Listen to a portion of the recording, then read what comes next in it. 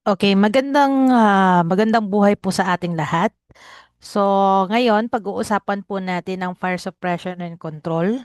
Okay, sa nakaraang usapin po natin na binanggit ko doon na ang fire suppression and control is 30% siya sa inyong fire officer examination. Okay, so dito pag-uusapan natin yung mga pamamaraan kung paano i-control ang isang apoy. Okay? So, ang fundamentals of fire suppression, dito inaaral yung tamang pag-iwas, pag-control, pag-apulan ng ating sunog. The same time, mahalaga din na malaman natin kung paano nagsisimula at kumakalat yung apoy. At the same time, at kung paano natin ililigtas or paano nag-a-approach yung ating mga bombero at saka rescuers in times of emergency. Kasama na rin dito ang mga iba't ibang klase ng firefighting techniques, rescue operation, at the same time yung tamang paggamit ng ating equipment. Okay, para syempre protektahan yung mga ari-arihan, buhay, and yung paligid natin laban sa laban sa sunog.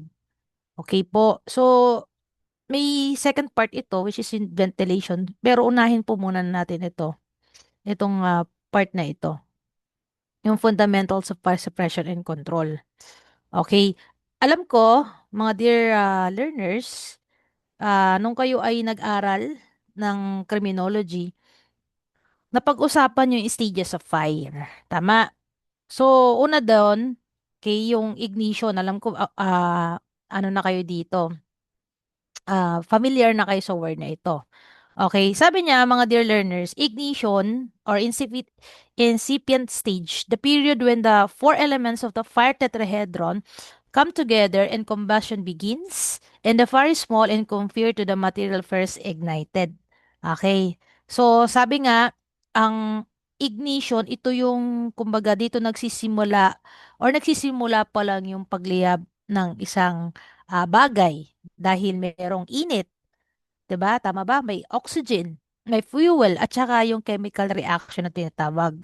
Okay? The usual, maliit pa lang yung apoy.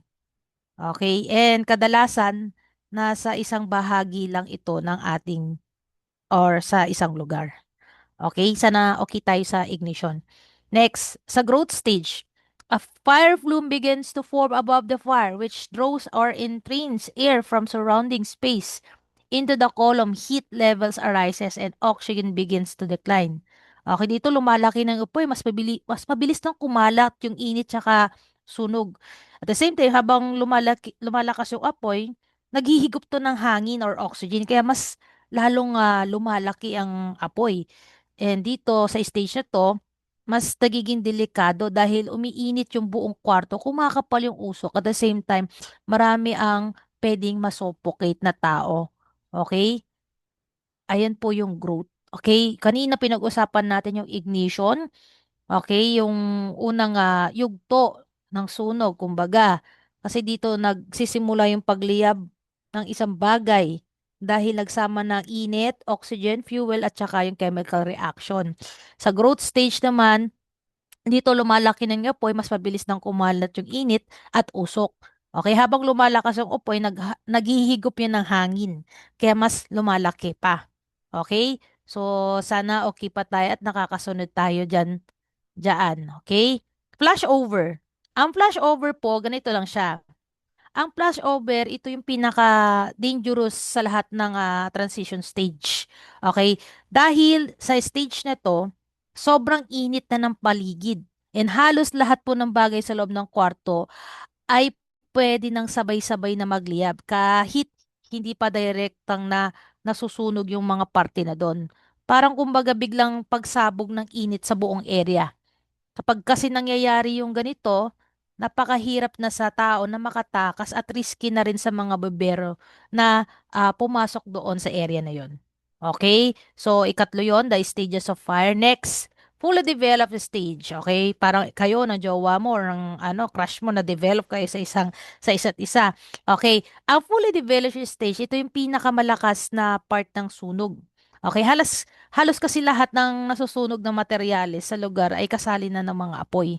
And at the same time, sa fully developed stage, napaka taas na ng init at mabilis nang masira yung mga bahay, gusali. At the same time, sa stage na to, mas focus na ang bombero na pigilan yung pagkalat ng apoy at iligtas yung mga tao sa paligid. Okay? Kasi sa isang iglap lang, wala na. Kakalat na yan kung nakikita mo ang isang sunog nasa house A, kumbaga pumikit ka lang ng ilang segundo, lilipat na yan sa house B. Okay, next. Ikalima. Okay, sa decay stage. Okay, kaya nga decay, di ba? Okay. So sa decay stage, okay, magsulat tayo, no? Yan. Decay stage. Okay? Dito, mga dear learners, ang decay stage, dito na nagsisimulang humina yung apoy dahil nawawalan na or nauubos na yung fuel or oxygen. At the same time, bumababa na rin yung init kumpara sa fully developed stage. Okay? So, sabi ko kanina, ang fully developed stage, ito yung stage na pinakamalakas na bahagi ng sunog. Kasi lahat dito sa fully developed stage, lahat ng materialis ay nasusunog na. Okay, okay, sa decay, bumababa yung init, pero delikado pa rin. Okay, bakit delikado? Dahil magkakaroon pa to ng re-ignition or pwede pang lumiyab kapag may pumasok ulit na hangin or oxygen. Tama ba? Okay? So, huhupa siya, pero kapag kaya na hanginan, babalik siya ulit. Magre-reignite siya ulit. Okay? Sana gets po natin yan, no? So, to summarize, yung pinag-usapan natin is stages of fire. So, meron tayong limang pinag-usapan, yung ignition or incipient stage. Pangalawa is the growth stage. Next there is the flashover. Next, ipang-apat is the fully developed stage. Lastly is the decay stage. Siyempre, kapag ka-ignition, nag-uumpis pa lang yung sunog, maliit pa lang yung apoy. Kapag ka-growth stage, dito na lumalaki yung apoy. So, habang tumatagal, mas umiinit yung paligid at dumadami yung usok. Kapag ka naman sinabing flashover, dito na yung sobrang init at buong kwarto na halos sabay-sabay na nagliliyab. Okay? And the fully developed stage, ito na yung pinakamalakas na sunog. Okay? Halos sa lugar ay sunog na. Okay, mataas yung init at the same time mabilis masira yung bahay at saka building. Sa DK, yan, DK humihina na yung apoy dahil nauubos na yung or nakukulangan na sa oxygen. Pero syempre, huwag tayong magmakampante. Okay, pwede pang mag-reignite yan. Okay po ba? Okay. Next. Next natin is eto. Ito na lang. Okay. Next natin. Factors affecting the fire development. Okay. Ano ba yung mga nakakaapekto sa ng sunog, 'di ba? Pag-develop ng isang sunog. Okay. Una, sabi niya size, number, and arrangement of ventilation. Nakikita ba? Or I think hindi. Red na lang. Yan, number one. Okay, bakit daw? Okay. Sa size, number, and arrangement, and ventilation openings. Okay, dito kasi malaki yung epekto ng bintana at saka pinto. Okay? At saka yung ibang dinadaanan ng hangin. Okay? Kapag ka kasi pumasok yung, yung hangin dito sa bintana, sa pinto, okay? Lalaki ang sunog. Kapag maraming bukas na daanan ng hangin, mas maraming oxygen ang pumapasok, kaya mas mabilis lumalakas ang apoy. Okay? Nagigets ho ba natin? Okay.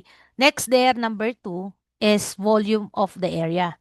Okay? So, sa volume of the area, kapag malaki ang lugar, mas matagal minsan kumala ng init. Okay? Dahil mas malawak ang espasyo natin dyan eh. Pero kapag ka maliit at siksikan ng lugar, of course, isipin ninyo na lang na yan is tabi-tabi. Okay? Magkakatabi yan, mas mabilis kumalat. Okay, mas mabilis uminit. At the same time, sa isang iglap, kaya niya nang sunugin yung lahat. Okay? So, next there is the thermal properties of the area enclosure. Sa thermal properties of the area enclosure, depende yan sa materyales.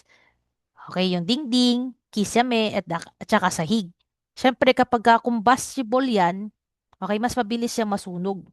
Okay, may mga materyales rin kasi na, ayun, na sobrang light kapag ka yan is na overexpose sa init, doon nag-iignite. Okay, parang sa UAE. Sobrang taas ng temperature sa UAE, yung mga combustible materials, kapag kayang tinamaan at ang sinag ng araw, bigla siyang nag-iignite. Okay? So, ayun. Ayun yung thermal properties of the area enclosure. Okay? Next, ceiling height of the area. Okay? Dito na tayo, number 4. Okay, kapag syempre mababa yung kisame, mas mabilis bumababa yung init. Di ba pansinin nyo, kapag ka summer, kapag ka masyadong dikit yung mababa yung iyong ceiling, mas mainit siya. Okay, ganun din. May ano rin niya, may epekto rin niya sa pag-develop ng fire. Okay? So, yung init at usok, yan, mabilis yan na kumalat kasi umaakyat yung init at saka usok. 'Di ba? Ceiling height of the area. Okay, ayun yung pang-apat. Next, size and composition and location of fuel package that is first ignited. Okay. Importante kung ano yung unang nasunog. Okay. 'Di ba? Paano natin ano to nang mas maiintindihan pa ng mga learners. Okay. Bigyan tayo ng halimbawa. Okay, magbigay tayo ng halimbawa. Kung ang foam at saka papel o yung kahoy ang unang inabutan ng apoy, mas mabilis itong lalaki. Okay, kasi combustible siya eh, 'di ba? Okay. At the same time, yung sila yung mga bagay na hindi madaling masunog. Okay, may epekto rin kung saan ito nakalagay or nakalugar yung isang mga fuel or yung masusunog or yung pagkain ng apoy. Okay, may epekto rin 'yan. Okay? So, yung size, composition, location of fuel package for ignited. Okay? Yung halimbawa natin kanina dito, yung foam, papel, or kahoy. Yung unang inaabutan ng upoy. Mabilis yan, nalalaki, kumpara sa bagay na hindi madaling masunog. Okay? Ayun po yung ibig natin sabihin dyan. Okay? Kasi sabi natin, combustible items. Okay? Yung mga binanggit natin na yan. Yung kapag yan is nadampian ng or natapunan ng sigarilyo o sa sigarilyo, mas mabilis siyang masunog, di ba? The same time, may epekto rin yung location kung saan nakalagay yung mga item na yan. Okay, next, lastly, availability and location of the fuel packages or the target fuels. Okay, kapag maraming gamit na madaling masunog sa paligid katulad ng kurtina, kahoy, gasolina, or tela, mabilis din kakalat yung apoy. Kung dikit-dikit pa nga ang mga ito, mas mabilis din mag spread ang fire. Okay? So, yung pinag-usapan natin, which is yung una is the stages stages of fire. Tapos ito lang, napag-usapan natin yung factors affecting the fire development. Sabi nyo yung size, number, and arrangement ng ventilation.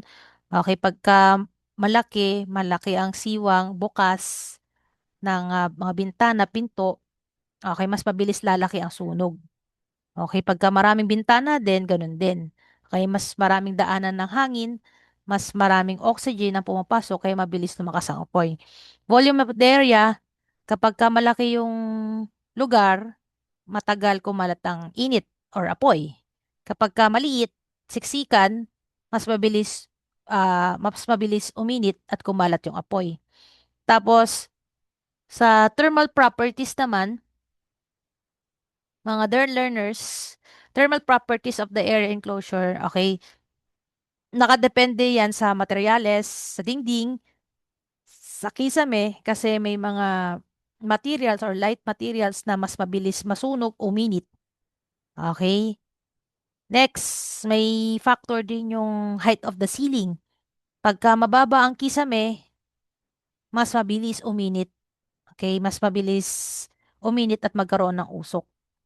Okay? Kapag mataas naman yung kisame, mas malaking space para umakyat yung init at saka usok. So, pinag-usapan rin natin yung size, composition, location of fuel package. Okay?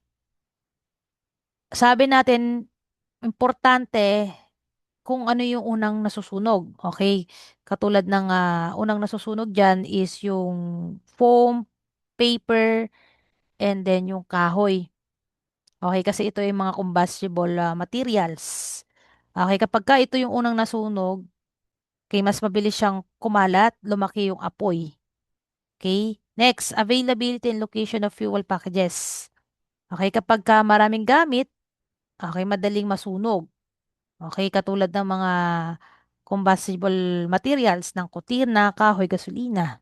Mabibilis kakalat ang apoy. Kung dikit-dikit din, ganun din. 'Di ba? Mas mabilis siyang magi-spread out. Okay? So next natin, effects of fire on common buildings. Sabi niya, ang wood daw or yung kahoy, madali yan naapektuhan ng apoy. Lalo na kapag tuyong-tuyo nito. Pansinin nyo, kapag ka ang apoy, yung sobrang, ano na, lutong na. Yan, mabilis siyang, kung taga-probinsya kayo, tapos binibilad ng tatay nyo or nanay nyo yung apoy, tapos parang nagkukulay pula na siya. Okay? Pagka tuyong-tuyo yan, mabilis siyang maapuyan. Okay? Kapag ka maliit naman, tsaka manipis yung kahoy, mas mabilis din siya masunog. Kapag ka naman makapal, yung pagkakaano ng kahoy, matagal. 'Di ba? Tapos, kung basa, yan, matagal. 'Di ba? Kung kayo ay taga-probinsya, 'di ba? Kaya yung mga taga-probinsya, pagka nagsisibak sila ng kahoy, yung tamang laki lang. 'Di ba? Kasi pagka makapal yan, matagal ding masunog yun or matagal siyang matagal mong maaapoyan yun. Pero kapag ka maninipis, mabilis siya masunog. Okay, masonry. Ang masonry ay kasama dyan yung hollow blocks, bato, tsaka yung bricks. Ito, hindi agad nasusunog. Okay? Kaya mas matibay yan sa apoy. Pero, kapag ka may init na, pwede nang humina or mabitak. Okay, yung hollow blocks. Kaya kailangan pa rin i-check pagkatapos sa sunog. Kasi baka mamaya, sabi niya, hindi, ano yan, matibay yan. Tapos, nung pinindot mo, natibag. 'Di ba? Ayun yung ibig natin sabihin dun sa masonry. Okay? Kaya yung iba, or sa Bureau of Fire, kapag ka nasunog na yung isang building, hindi na pinapapasukan yun. Kasi kailangan mo na i-check ng ating taga Bureau of Fire. Okay? And then yung mga safety officer. Doon nila ay sasabihin kung pwede pa ba itong building na to or hindi na. Okay, baka kasi mahina na, weak na, 'di ba? Matitibag na yun. Okay, cast irons. Cast iron, matibay yan. Kahit mataas yung init. Kaya hindi agad siya nasusunog. Pero, syempre, katulad lang din ng iba, kapag sobrang init, tapos binuhusan ng malamig, di ba? Anong mangyayari? Mababasag, magkakrak. Okay, dahil nabago bigla yung temperatura. Di ba? Pansinin nyo, yung sobrang init na yung buhusan nyo, uusok siya. Di ba? Magkakaroon siya ng parang crack. Parang ngipin. 'Di ba? Kumain ka ng ice cream tapos bigla ka nagkape. Sira ang ngipin. Next, steel. Okay, yung steel, ganun din. Kapag umiinit, humahaba or lumalambot. Kaya pagka mayroong mga malalaking sunog, possible na bumigay yan or bumaksak. Lalo na kapag sobrang taas ng temperature. Delikado rin yan. Yung sa mga building, 'di ba? Pwede yung gumuho. Next, reinforced concrete. Okay. Ang reinforced concrete naman, mga dear learners, okay, sabi niya does not perform well under the fire condition and losses strength and spalls. Okay, so iba naman, nakala nila matibay yung concrete. Pero kapag ganun din, katulad ng cast iron and steel, kapag sobrang init, pwede ring humina yung concrete. Kasi minsan, ang concrete, nagbabalat yan. Natatanggal yung surface. Tapos nakakaapekto yan sa bakal sa loob. Okay, next. Next natin is gapsyon. Okay. So, ang gapsyon, yung gapsyon wall na tinatawag, sabi niya, excellent in heat resistant and fire retardant properties. Okay, usual ang gapsyon ay ginagamit yan sa drywall or sa kisame. Maganda yan. Okay, sa init. Hindi agad nasusunog. Ang ano nito, pinapabagal niyo yung pagkalat ng apoy. Ganun yung gapsyon. Okay, glass fibers or glass fiber glass. Okay. Ito yung ordinaryong glass na madaling mabasag kapag ka sobrang init. Pag nabasag, mas madaling makapasok yung hangin. Kaya, mas lalaki yung apoy, di ba? Yung fiberglass naman, may ibang klase na mahirap pa patayin kapag ka nasusunog na. Dahil may mga materials na madaling nagliliyab. Ganun na ang glass and fiberglass. Okay, di ba kanina sinabi natin, okay, doon sa ah, size number and arrangement and ventilation openings. Nandun yan sa factors kung saan nakakaapekto sa pag-develop ng isang fire. Diba kapag ka mas maraming ventilation, mas maraming bukas na pintuan, mas lumalaki yung sunog. 'Di ba? So, okay tayo dyan. So, tatlo na pag-usapan na natin yung stages of fire, yung factors affecting the fire development, and effects of fire in common building materials.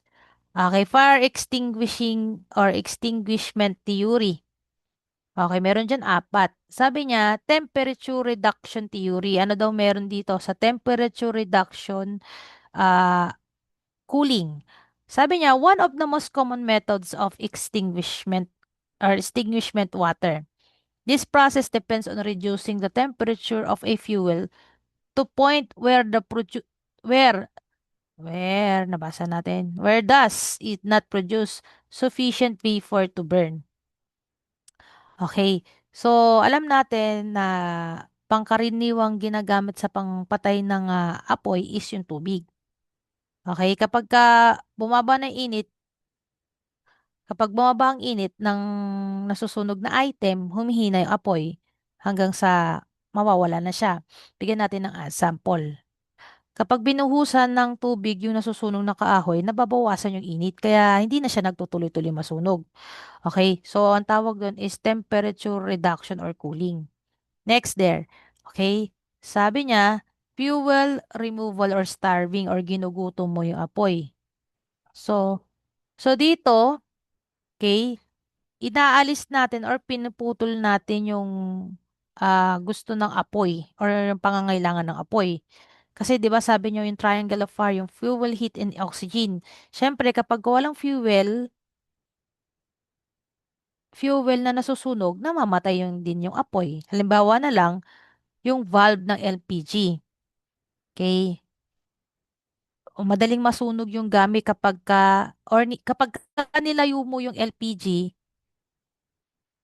kapag pinatay mo ang valve ng LPG or nilalayo mo yung mga madaling masunog na gamit, hindi kakalat ang apoy, tama ba?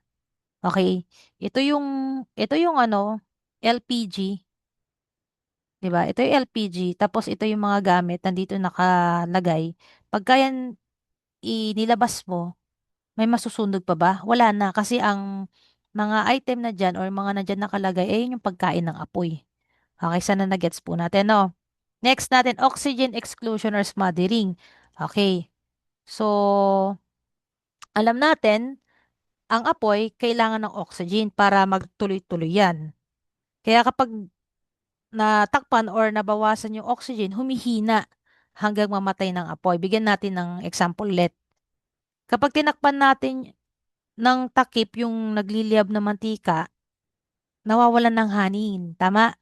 Kaya namamatay ang apoy. Ganito yun yung ginagawa ng foam at carbon dioxide sa fire extinguisher. Parang kinukumutan niya. Okay? Next, chemical flame inhibition. Ano daw ang chemical flame inhibition? Okay, ano daw yan? So, yung paraan na yan, gumagamit sila ng chemical para pigilan ang chemical reaction ng isang apoy. Hindi lang basta-basta pinapalamig or tinatakpan ng apoy, kundi hinaharangan yung mismong process ng pagliliyab. Okay, the usual, ginagamit yan sa mga flammable liquids at saka sa gas fires tulad ng gasoline or LPG fires gamit ang dry chemical extinguisher. So, pinag-usapan natin po ang fire extinguishing theory, yung temperature reduction, fuel removal or starving, oxygen exclusion and smothering, and lastly is the chemical flame inhibition. Okay, sana okay pa tayo at tayo ay natututo. Okay, puntahan po natin ang pre-fire planning. Okay, so the basic division of firefighting. Ang pre-fire planning, sabi niya, the object is to fight the fire before it occurs. Okay, it involves collecting information and using information to plan ahead. Okay, of time, how fire will be fought if they occur in various parts of the building. Magplano bago masunog. Okay? Magplano, maghanda. Okay, bago magkaroon ng sunog. Kaya nga before, 'di ba? So, ang goal nito syempre, okay, para malaman agad ng gobyerno kung ano yung gagawin nila or paano nila haharapin yung sunog if ever na mangyari ito sa isang building. Okay, sa madaling salita, ganito lang siya. Pinag-aaralan yung lugar para hindi mangapa yung mga rescuer, yung mga bembero kapag ka may emergency na. Okay. So, yan. During the inspection, information should be obtained on the following. Okay. Ano ba yung mga tinitignan nila? The size and the construction of the building. Okay, bakit? Okay, para malaman kung gaano kahirap pasukin o kung saan mabilis kakalat ang isang apoy. Next, the life hazard, fire and smoke travel. Okay, pinaka-importante yan para malaman kung saan pwedeng matrap yung mga tao. Okay, at the same time, paano gagalaw ang usok sa loob ng isang establishment. Okay, next, contents of the building. Okay, dito, sinecheck rin yung mga chemicals, okay, gasoline, or yung iba pang pwedeng masunog na gamit sa loob ng isang building. Okay, next, on-site fire protection. So dito, tinitignan kung may fire extinguisher, sprinkler, alarm system, and fire exit. Okay? Kaya nga bago ka magtayo ng isang building, kailangan may fire safety. Okay? Tapos, sinecheck ng Bureau of Fire. Kaya nga, di ba, pagka nag-a-apply ng ano, ano sa Meralco, magpapakabit ng kuryente. Kailangan mo ng mga clearances. Tapos, check ng Bureau of Fire kung talagang pasok ba sa standards nila yan. Diba? Next, ventilation problem. Okay. So, mahalaga yan, syempre. Dahil yung hangin at saka usok, sabi nga natin kanina, malaki ang epekto yan sa paglaki, pagkalat ng apoy. Diba? Next, building access. Okay. So, dito para malaman natin kung saan papasok yung mga bombero at saka the same time, paano makakalabas yung mga tao sa loob ng gusali or establishment. Okay, sana okay tayo dito sa pre-fire planning. Okay, pre-fire planning. Yan. Next natin dyan ay meron pa pala mga hazardous materials. Okay, ano meron sa hazardous materials na yan? Okay, ayan, dyan sa hazardous materials, yung mga ah, kung meron bang mas mabilis na masunog, tapos yung, kumbaga, yung mga substance na pwedeng sumabog, katulad ng LPG, chemicals, di ba? Next, yung hazard to firefighters. Okay, so ano naman yung hazard to firefighters? So ito yung pwedeng kumbaga isa panganib sa mga panganib na kinakahanap ng ating mga bumbero. Okay, habang sila isa nakikipaglaban sa sunog.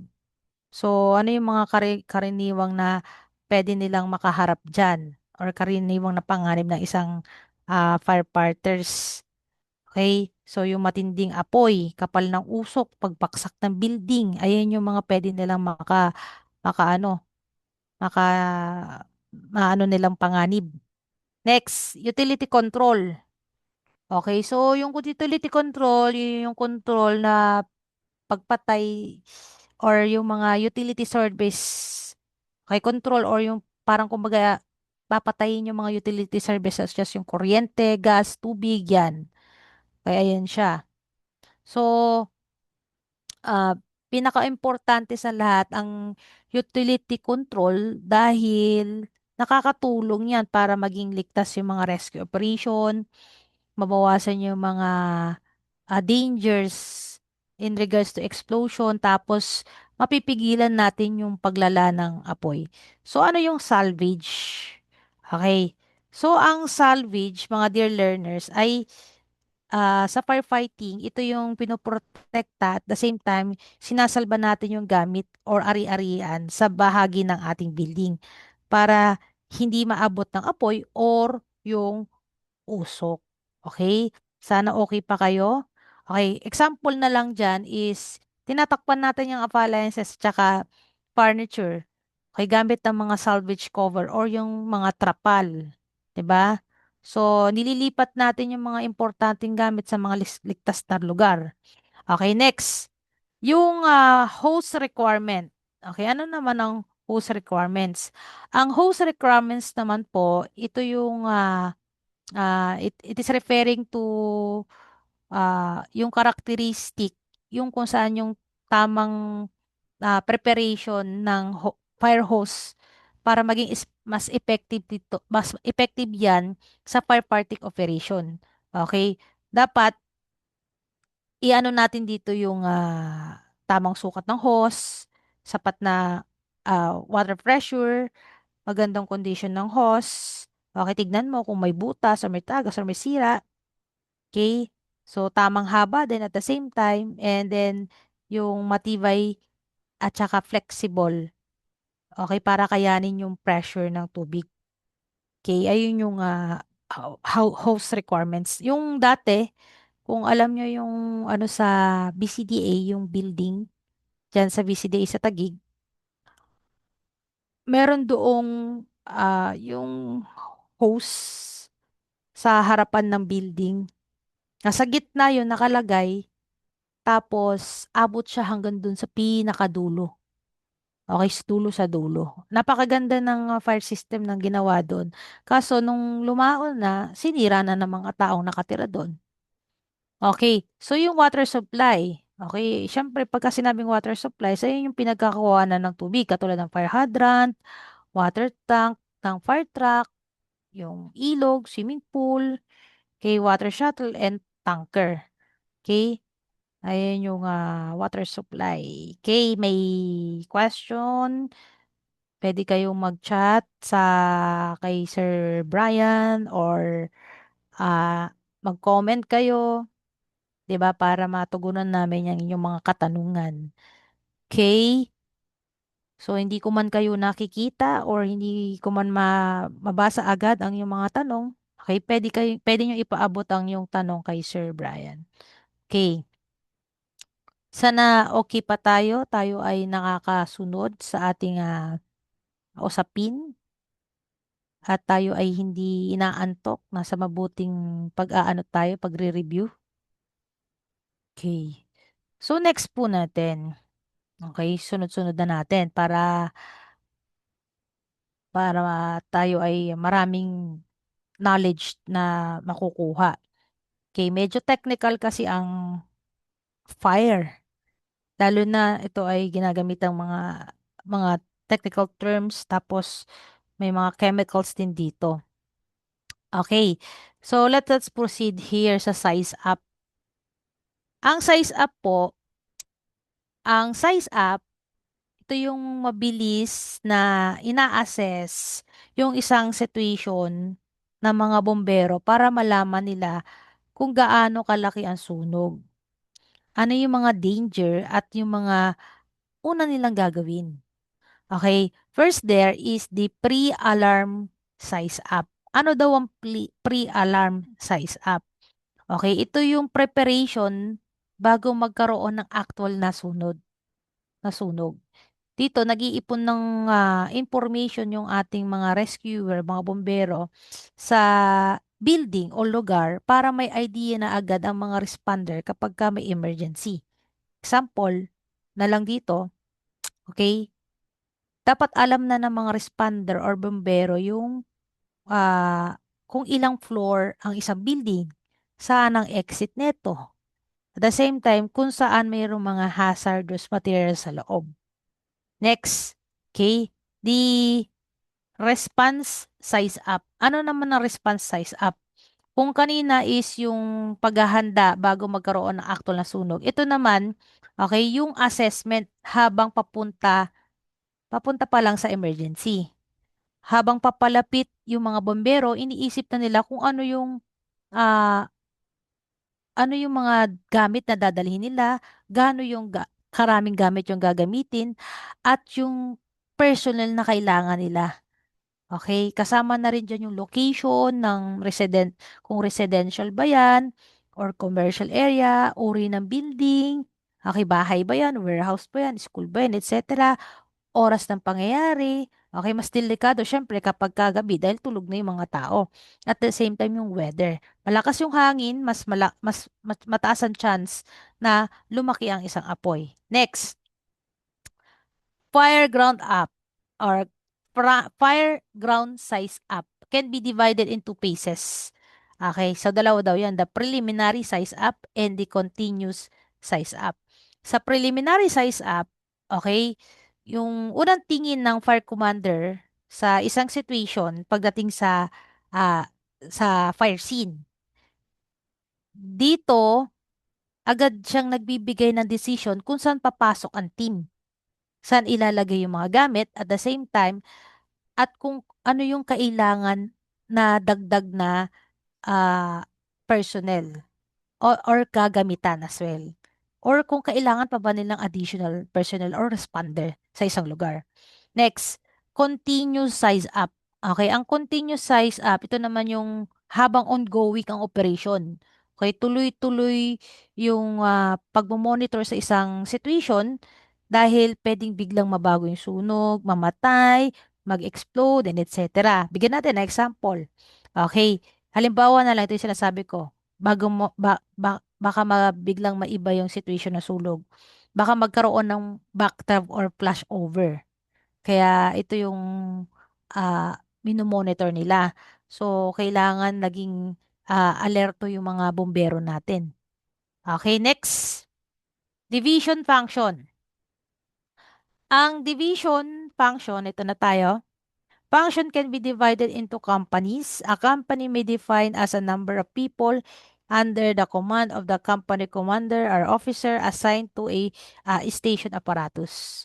Okay. So, hinahati-hati sa grupo yan or company para mas maintindihan ito. Okay, para mas organize at saka mas mabilis yung pagtatrabaho or yung pagresponde sa sunog. Siyempre, bawat company may kanya-kanya yung mga responsibility or tungkulin sa situation. At may depende rin yung sa situation. Next, okay, puntahan natin. The engine company, given the responsible for extinguishing a fire and protecting exposure. Okay, una, sabi niya, yung engine company, sila yung bahala sa pagpatay ng apoy. Okay? Kasi sila yung unang nagbubuga ng tubig para makontrol yung sunog. Next, protecting the exposure. Okay? Pinoprotektahan nila yung mga katabing bagay, bahay or building para hindi na madamay ito sa apoy. Next, the ladder company is given responsible for ladder operation. Okay, ito na yon. Okay, kasama sa trabaho nila yung ladder operation, yung paggamit ng hagdan para makapasok ng ligtas. Okay, sa loob at the same time makaligtas sila ng tao sa matataas na lugar. Ganyan say overall, ito naman yung pag-check pagkatapos ng sunog kung may natitira pa bang apoy or baga na pwede pa siyang mag-reignite. Okay, ventilation naman, ito yung pagbukas ng bintana, bubong, or pinto para lumabas ang init or usok. Okay, where yung forcible entry naman, ito yung syempre pag sinabing forcible entry, sa pilitit mong binubuksan ng isang pintuan or gate kapag ka nakalak ang mga ito for emergency. Kailangan nating pumasok diyan. Ay, kasi yun lang yung tanging daan para makapasok sa isang establishment or isang bahay. Okay? Or isang building. Physical rescue. Okay? So, ito yung mga taong sumasagip, okay, sa mga natrap sa loob ng isang gusali or bahay or yung mga nasugatan. Controlling utilities, okay, ito yung pinapatay nila yung kuryente, gas, or yung iba pang mga utilities para hindi na madagdagan at maiwasan yung danger. Okay? Nagigets ho ba natin? Okay, sana okay pa tayo. Next, ikatlong company. Okay? Sabi is hinati siya sa company, yung engine, ladder, at saka salvage company. It is giving responsibility for the salvage operation. Ano daw yan? Okay? Kasi ang salvage company, sila yung responsible sa pagliligtas, nangongolekta rin ng mga gamit, at the same time yung property na hindi na aabot ng apoy or tubig. So, yon katulad ng binanggit natin kanina, salvage, tinatakpan nila yung appliances or yung mga importanteng gamit para hindi masira habang sila is nasa firefighting operation. Next, last company, the rescue company for emergency and medical care. Sila naman yung mga, syempre, nagbibigay ng medical assistance. Okay, so responsibility nilang iligtas at bigyan ng first aid yung mga biktimang na aksidente. Next, rescue. Okay, ang rescue, sabi niya as applied to firefighting, rescue is the removal of humans from place involved in fire or other disaster. Okay, so syempre, yung sila yung nagsasagip or nag-aalis ng tao sa isang lugar na may sunog or emergency. Okay, pinaka-importante siya kasi sa mga bombero, yung pagligtas ng buhay. Okay, bago ang mga property. Okay, buhay muna bago property kasi napapalitan yan. Ang buhay ay iisa lang. Kaya pagdating nila sa sulog, ang una nila agad iniisip ng mga tao is sagipin agad yung mga tao sa panaginip. Okay? Next. Okay. In case of fire and other emergency within the building, the first question to be considered regarding the rescue as follows. Are there any people in the building? Okay, importante yan para malaman agad kung kailangan ba ng mabilisang rescue. Next question. If so, are they in danger? Okay, so tinitignan natin dito kung naaabot ba sila ng apoy, init or usok. Next question. Have there been cries for help? May humihingi ba ng tulong? Halimbawa na lang dito, may sumisigaw ba? May kumakatok sa bintana? Or tumatawag ng saklolo? Next question. Can they be rescued? Okay. Kasi dito, ina-assess nila kung ligtas pa bang pasukin ng rescuer ang isang lugar. Next, how can they rescue? Okay? So, paano sila liligtas? Siyempre, iniisip nila kung ano yung gagamitin na pang-rescue. Hagdan ba? Okay, anong klaseng hagdan? Rescue equipment? Or iba pang paraan para mailabas yung tao at mailigtas sila sa loob ng nasusunog na establishment. Okay, how many information been given by person who have escaped from the building regarding the persons involved in the building? Okay, so dito, sabi, may impormasyon ba mula sa mga nakalabas na tao or yung mga na-rescue na tao galing doon sa nasusunog na lugar? Okay, importante kasi yan, yung information na yan mula sa occupants. Okay, ano ba yung situation ng mga tao pa sa loob? Ano pa yung situation pa ng fire scene sa loob? Okay, has any information given by neighbors or bystanders regarding the person in the involved building? Okay, kasi sila nga yung nakakakita kung ilan pa yung nasa loob, kung saan yung huli na nakita nila yung mga tao. Next, when search is necessary, people may be unconscious and may be found in, sabi niya, okay, pagka meron ng searching operation or naghahanap ng bumbero, okay, posible na may mga taong walang malay, at natatakot, kaya nagtatago sila sa iba't ibang parte ng bahay or building. Kaya mahalagang mag-ingat at the same time at kompleto yung paghahanap sa isang posibleng lugar. Karaniwan, ang mga bembero nakikita nila yung mga tao na biktima ng sunog sa mga closet. Okay, may mga tao kasi na nagtatago dito dahil takot, takot, takot sila. Okay, naiinitan sila. Okay, especially ang mga nagtatago sa closet ay yung mga kabataan. Under beds. Minsan dito pumupunta yung tao para umiwas din sa sunog. Next, furniture. Okay, nasa likod or nasa ilalim sila minsan ng mesa or cabinet. Beneath a window, pumupunta rin yung mga tao dito para makahinga or makahingi ng tulong para mailigtas sila. Porch. Dito minsan tumatambay yung tao habang hinahantay nila yung rescue. Roof. Umaakyat yung iba sa bubong para makaiwas or makatakas sa usok or upper. Balconies. Madalas, dito pumupunta yung mga trap building dahil may hangin at mas madaling makita ng rescuer, which is tama naman. Okay, nagigets ba natin? So, firefighters should know the availability or available points of entries and exit, construction and building layout, and hazard present. Firefighters must be trained in the use of fire or rescue equipment such as ladder, roofs, life nets, and gas masks in order to protect their own lives and the lives of others. Okay? So, katulad ng binanggit, dapat alam nila yung lahat. Okay, kung kailangan marunong din sila gumamit ng mga binanggit nating mga equipment, rescue equipment. Okay?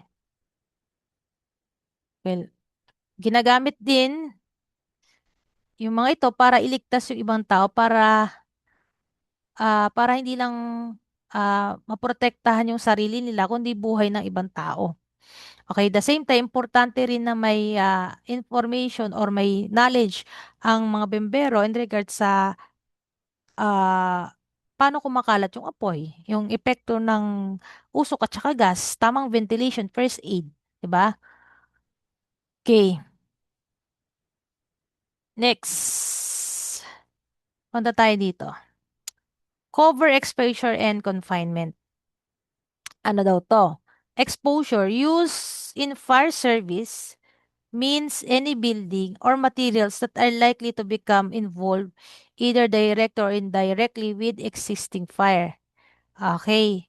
Ang exposure, ito yung tumutukoy sa mga katabing building, kwarto, or materyales na pwede silang madamay or masunog dahil may nasusunog or may kasalukuyang nasusunog sa isang fire scene. Kaya mahalaga na mapigilan agad yung pagkalat ng apoy bago yan makaapekto sa ibang lugar. So there are two types of exposure hazard. We have interior at saka exterior. Okay, when you say interior, ito yung pagkalat ng apoy sa loob mismo ng building, mula sa kwarto, papuntang katabing kwarto, mula pababa, papuntang taas ng floor, or pababa o sa ibang palapag. Pagka exterior, syempre, ito naman yung palabas. Okay? Yung building papunta sa ibang bahay or gusali, lalo na kung dikit-dikit yung mga structure. How far extend? Sabi niya, room to room on the same floor. Okay, mas mabilis kumalat kapag bukas ang pinto, madaming, or maraming madaling masira or masunog na gamit. Okay, from floor in the upward extension. Okay, dahil umaakyat yung init tsaka usok. Next, from floor to floor in the downward extension. Pababa sa lower floor. Okay, may possibility kasi kapag bumigay ang sahig, o may dadaanan ang apoy. Next, from building to building where one is adjoining or built solidly against another. Okay, mula building to building na nagdidikit. Okay, so mabilis yan. Mabilis siyang nangyayari lalo na kapag ka masisikip yung lugar. Next, from building to building not adjoining, kapag ka hindi nagdikit-dikit yung mga building, pwedeng tumalo ng apoy dahil sa matinding init, hangin, or yung mga flying embers. Next, okay na tayo dito. Okay, how to prevent extension fire. Sabi niya, quick extinguishment of the fire. Okay, kapag ka mabilis na extinguish yung apoy, mas mabilis din yung chance na kumalat ito sa ibang lugar. Next, protecting the exposed combustible. Okay, so yan, pinoprotektahan yan ng mga bombero, yung mga bagay o building na pwedeng masunog gamit yung hose steam o tubig para hindi maabot ng init ng apoy. Next, okay?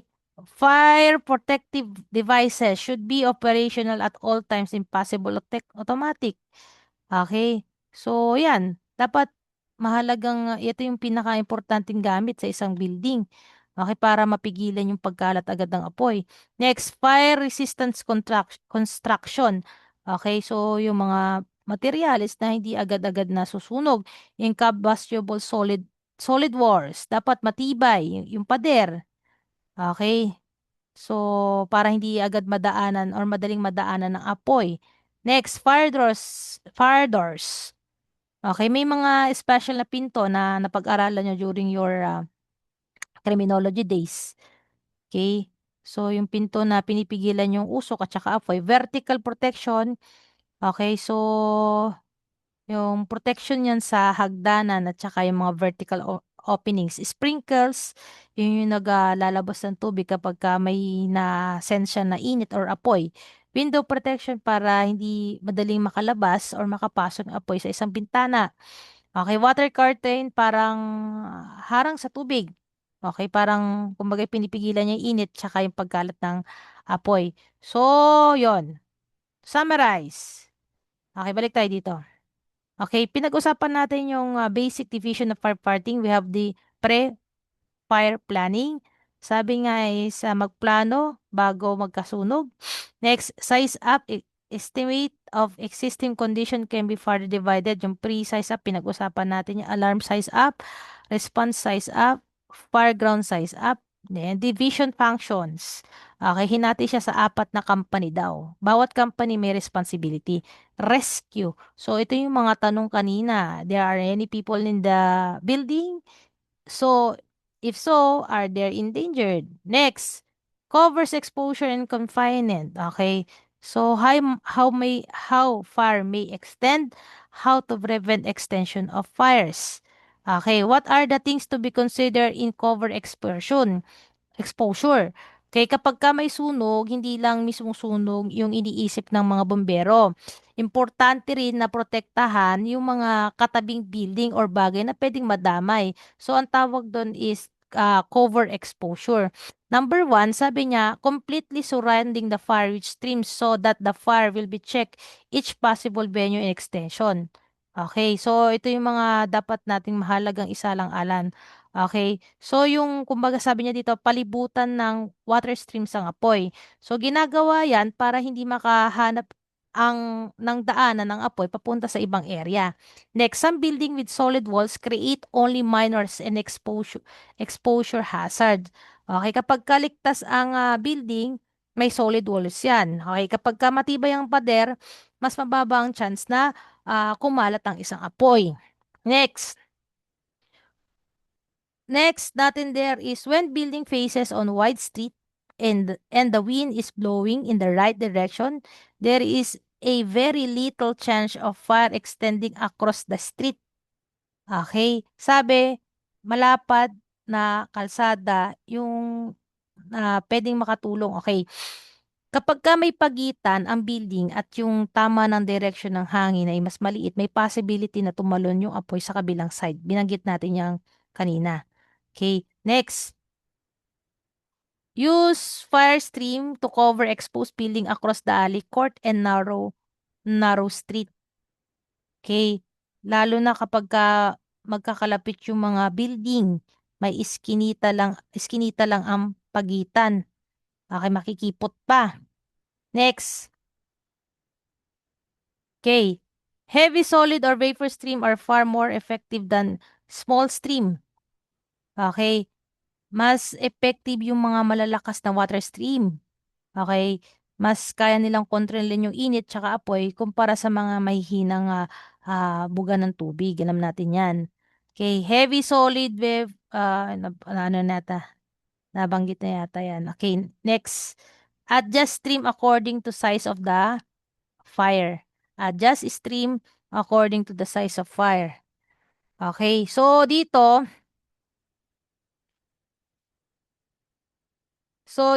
kapag maliit yung apoy, hindi na kailangan ng sobrang lakas.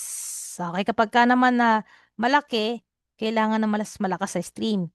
Okay, kung maliit lang risk, minsan hindi na kailangan ng cover exposure. Depende kasi yan sa assessment ng isang incident commander. Okay? Sabi niya, adjustable spray nozzle may be used when working environment comes too hot and firefighters to operate. Okay, so nakakatulong yan para protektahan yung bumbero habang lumalapit sa isang apoy. Okay, next. Next. Wind may carry volatile gases which ignite other combustible or adjoining buildings.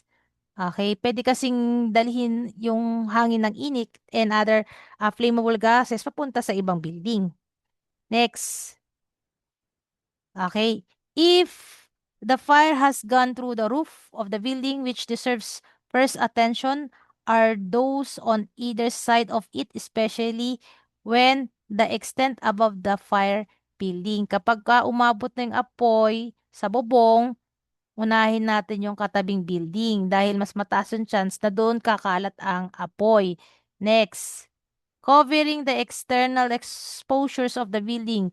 When the fire is about to jump from floor to floor above the way of windows involves the use of stream to prevent vertical extension. Okay. So, ito, kapag paakyat na ng paakyat yung apoy sa upper floors, gamit yung bintana and openings, binubuhusan natin agad ng tubig.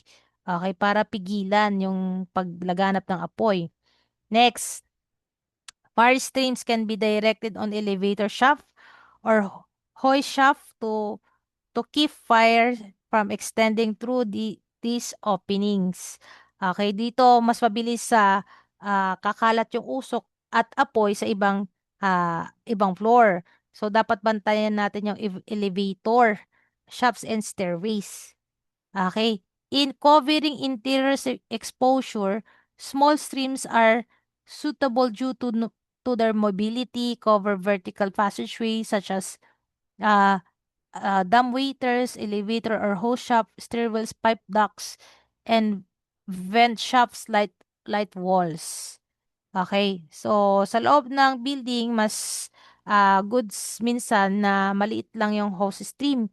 Kasi mas madaling galawin at saka lalo na kapag makikitig yung lugar. Next.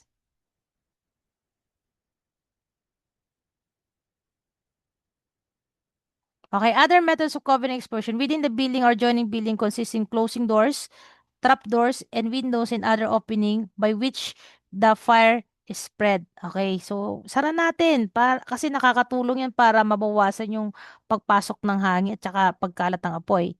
Next, check the burning materials falling from the shaft. Shafts cover them with streams. Okay, so dito tignan natin kung may bumabaksak na ba mga debris or mga nasusunog na debris. Okay, kasi ayun yung ayun yung ah, mataas ang chance na pwedeng magsimula ulit ang isang apoy or pwedeng pagsimulaan ng panibagong sunog. Okay, next. Check the burning materials falling from shops cover them with stream. Okay. So, banggitin yata natin yan. Check the exposed combustible near fire scene, not only in the buildings. So, hindi lang dapat building yung dapat natin bantayan. Kasama na dyan yung mga sasakyan, damo, LPG tanks, tsaka yung iba pang pwedeng or madaling masunog sa paligid. Next, hose line for protection purposes should always be laid and keep ready. Okay, dapat naka-ready yan, lalo na kapag biglang lumaki or kumalit ang isang apoy para handa agad ang mga responders natin. Okay, confinement. Ano daw ang confinement? This is the action which necessary to contain the fire in the smallest possible area. Okay, so dito, ang goal natin dito is pigilan yung pagkalat ng apoy. Okay? Sa ibang kwarto, floors, or sa katabing building. Okay? Ang confinement, ito yung way para kontrolin ang sunog, para ma-maintain lang ito sa pinakamaliit na area hanggat maaari hanggat maaari at the same time para hindi na siya lumawak or kumalat pa. Here are the things to be considered. Sabi niya, number one there is air conditioning system should be shut down as soon as evidence of the fire scene. Okay, patayin natin agad. Kasi kapag bukas ang aircon or ventilation system, pwedeng kumalat ang usok at init sa ibang bahagi ng ating building. Next, note the wind direction. Fire may most likely spread in direction. Okay, tignan natin yung direction ng hangin. Kadalasan, doon kumakalat yung apoy at usok kapag ah, usok. Kaya importante yung may pagkaplano sa operation bago tayo sumabag sa pagre-rescue. Okay. Next, number three, prevent high tension wires and electrical equipments from catching fires, falling, or endangering life and property. So, iwasan natin yung mga pwedeng madamay ng mga electrical wires and equipment. Delikado yun kapag nasunog or bumaksak yung mga high tension wires yan dahil pwede yung makakuryente at the same time makadulot ng mas malaki pang sunog. Next, poles can be protected with hose trim from a safe distance until wires can be cut or control. Switches pulled by the qualified person. Okay. So, ginagawa yan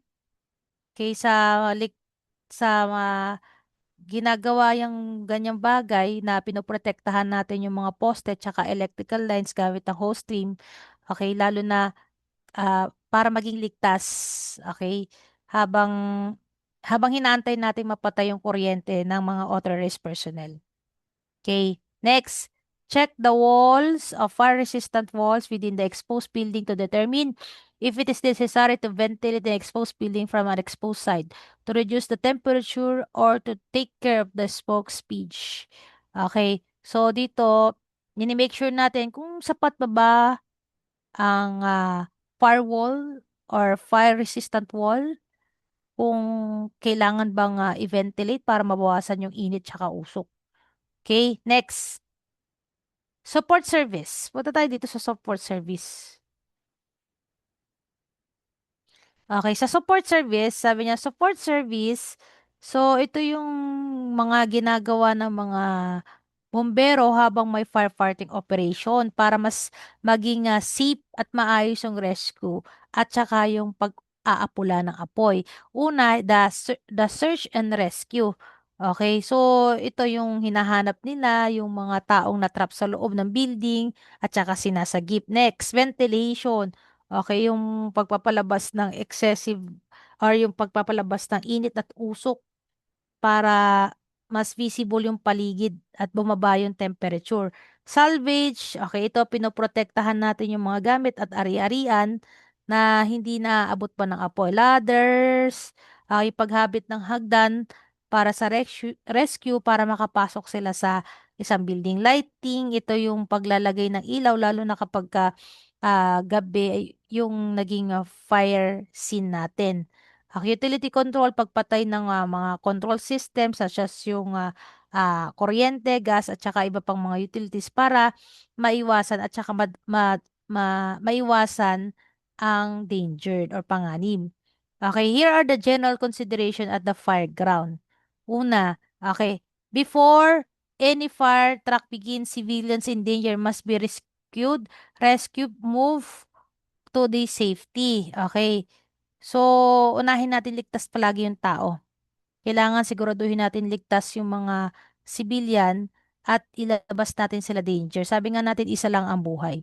Fire truck includes getting water from the source to the scene and being able to apply it timely in the efficient manner. Okay.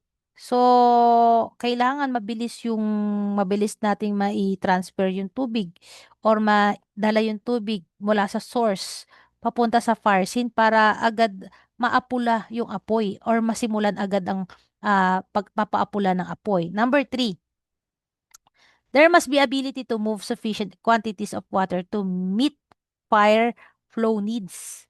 Okay. So, dito, dapat sapat yung dami ng tubig. Hindi kasi pwedeng kulang. Okay? Kasi sabi nga pwedeng may ma-reignite pa yan. Okay?